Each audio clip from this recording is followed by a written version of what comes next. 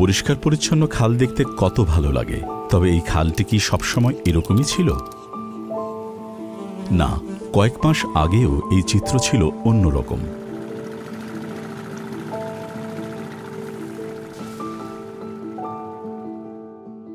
এই খালটাকে সবাই ডাস্টবিন হিসেবে ব্যবহার করে, একদম মানে যার যেমন ইচ্ছে সেরকম এসে ময়লা ফেলে, চিপসের প্যাকেট ফেলে, তারপরে পলি ফেলে, প্লাস্টিকের বোতল টতল ফেলে, গন্ধ ছড়ায়, অনেক গন্ধ ছড়ায় খালটা থেকে। প্লাস্টিকের বোতল, বিভিন্ন প্লাস্টিক জাতীয় জিনিস ফেলার কারণে খালের মধ্যে এগুলো স্তূপ হয়, জমে যায়, এগুলো গন্ধ ছড়ে পরিবেশ নষ্ট হয়ে যাচ্ছে, মশা মাছি বিভিন্ন ধরনের গন্ধ ছড়াচ্ছে এবং পরিবেশ দূষণ হচ্ছে। এগুলো অনেক ক্ষতিকর এবং এলাকার জনস্বার্থে এগুলো না ফেলায় বা অনেক ভালো।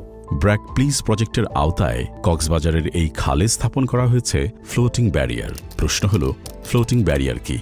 Please project plastic free rivers and seas for South Asia, এই কনসেপ্টের উপরে ভিত্তি করে আসলে আমাদের এই ফ্লোটিং ব্যারিয়ারটা তৈরি করা, এবং কক্সবাজারের সমুদ্র, নদী এবং খালগুলোকে আমরা কীভাবে প্লাস্টিক ফ্রি করতে পারি সেটাকে মাথায় রেখে আমাদের এই ফ্লোটিং ব্যারিয়ারের ডিজাইনটা ইনোভেট করা। জোয়ার ভাটার কারণে পানির উচ্চতা বেড়ে যায়, সবসময় আসলে একটা কম বেশি হতে থাকে, তো আমরা ঠিক সেইটা কনসেপ্টটাকে কাজে লাগিয়ে কিভাবে আমরা একটা এফেক্টিভ ব্যারিয়ার বসাতে পারি আমাদের এই খালগুলোতে, যেখান থেকে আসলে আমরা প্রতিনিয়ত যে ময়লাগুলো নদী এবং সমুদ্রে পড়ছে সেটাকে আমরা কালেক্ট করতে পারি এবং প্রপারলি আসলে জিনিসটাকে আমরা ডাম্প করতে পারি, সেই কনসেপ্টটাকে মাথায় রেখে আমাদের এই ব্যারিয়ারটা এভাবে ডিজাইন করা।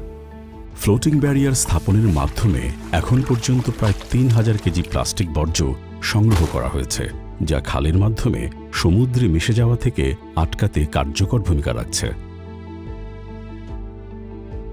আমি দীর্ঘদিন ধরে জালবুয়ার আগে প্লাস্টিক বেশি পাইতাম, মাছ কম পাইতাম, এখন বেরিটা দেওয়ার পরে প্লাস্টিক কম পাই। তবে ফ্লোটিং ব্যারিয়ার প্রাথমিক সলিউশন হিসেবে কাজ করলেও প্লাস্টিক দূষণ নিয়ন্ত্রণের স্থায়ী সমাধান কিন্তু আমাদের কাছেই।